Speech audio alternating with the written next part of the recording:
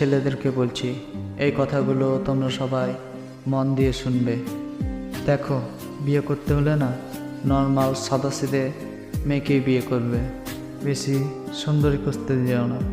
কারণ এখনকার যুগে 90%-এর মধ্যে 10% মেয়ে এমন এরকম পাওয়া যাবে না যে মেয়েটা সুন্দর এবং চরিত্রটাও ভালো। যে যত সুন্দর তার চরিত্রটা ততটা ভয়ঙ্কর।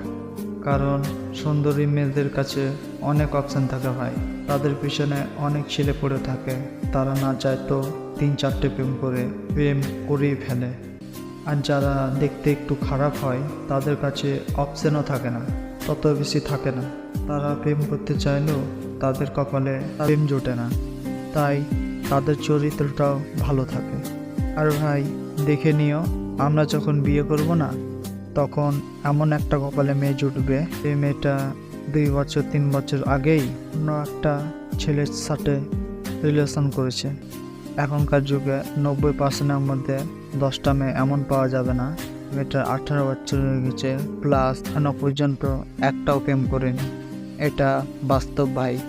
আর এখনকার যুগের মেয়েরা তো ভাই চরিত্রটাই তো নষ্ট, আর তারা উপরে উপরে রূপ সাজাতে ব্যস্ত।